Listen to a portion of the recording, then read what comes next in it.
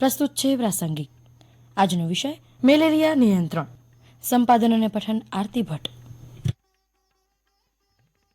વિશ્વમાં મલેરિયાના વધતા પ્રભાવ અને તેના નિવારણ પ્રત્યે લોકોને શિક્ષિત અને જાગૃત કરવાના હેતુથી દર વર્ષે જૂનમાં મલેરિયા નિવારણ માસની ઉજવણી કરાય છે. વૈશ્વિક સ્તર પર મલેરિયાના વધતા પ્રભાવથી 3.3 બિલિયન લોકોના જીવ જોખમાય છે.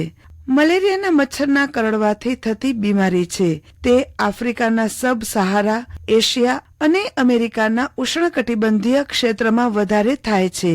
મલેરિયાનું સંક્રમણ એનોફિલિસ માદા મચ્છરના કરડવાથી થાય છે. આ મચ્છર પ્લાઝ્મોડિયમ પરજીવીના માધ્યમથી શરીરમાં પહોંચે છે. મલેરિયા થવા પર તાવ, ખાંસી, શરદી, ભૂખ ન લાગવી, ઉલટીઓ થવી, પેટમાં દર્દ, હાઇપોથેમિયા અને શ્વાસ ઝડપી ચાલવાના લક્ષણ જોવા મળે છે. મલેરિયા થવાના લક્ષણ મચ્છર કરડવાના 10 દિવસથી શરૂ થઈને 4 અઠવાડિયા સુધી રહે છે. આ લક્ષણ ફ્લૂની માફક હોય છે, જેમાં તાવ આવવો, પરસેવો આવવો, માથાનો દુખાવો રહેવો, ઠંડી લાગવી, ઉલટી આવવી, ભૂખ ન લાગવી વગેરે લક્ષણો સામેલ છે. મલેરિયાના દર્દીને ખૂબ આરામ કરવા દેવો જોઈએ. તેને હળવો અને સ્વાસ્થ્યવર્ધક ખોરાક આપવો. મલેરિયાના દર્દીને પાણી ઉકાળીને જ પીવા આપવું જોઈએ. એનોફિલિસ મચ્છર જ્યારે કોઈને કરડે છે ત્યારે લોહી પાતળું બનાવવા માટે તે મોઢામાંથી દ્રવ્ય છોડે છે. તેનાથી મલેરિયા ઉત્પન્ન કરનારા જીવાણુઓ ઉત્પન્ન થાય છે અને તેના સંક્રમણથી મલેરિયા થાય છે.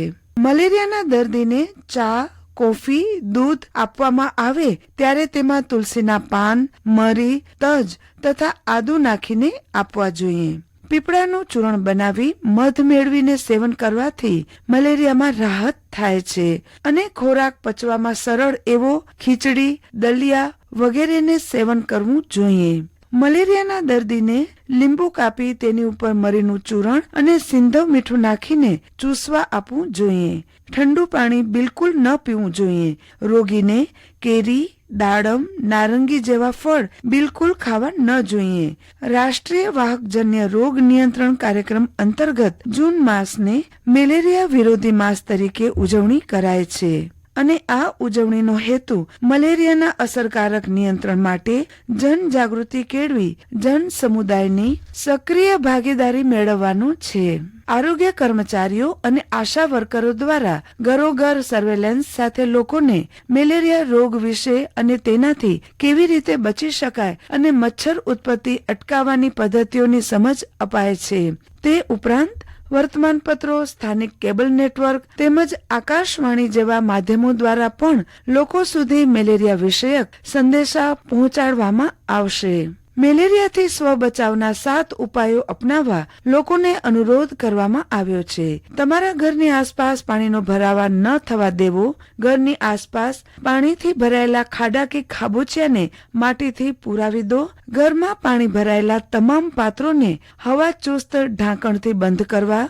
ઘરમાં પાણીથી ભરાયેલા તમામ પાત્રો અઠવાડિયે 1 વખત ખાલી કરો. અંદરથી ઘસીને સાફ કરી તડકે સૂકવી અને પછી ભરો. સાંજના સમયથી ઘરના બારી બારણા બંધ રાખો. બારીમાં ઝીણી જાળી લગાડો જેથી મચ્છર ઘરમાં પ્રવેશે નહીં. આવનારા દિવસો વર્ષા ઋતુના આગમનના છે, તો મચ્છરની ઉત્પત્તિ ન થાય તે માટેની જાગૃતિ અને તે પહેલા અસરકારક કામગીરી લોકો સ્વયં કરી પોતાના જ ઘર અને ઘરની આજુબાજુ આવા વરસાદી પાણી ન ભરાય તેવી કાળજી લે એ બાબતે સમજ કેળવે. હમણાં જ આપ સાંભળી રહ્યા હતા પ્રાસંગિક, જેમાં આજનો વિષય હતો મેલેરિયા નિયંત્રણ. સંપાદન અને પઠન આરતી ભટ્ટ. પ્રસારણ આકાશવાણીના ભુજ કેન્દ્ર પરથી કરવામાં આવ્યું.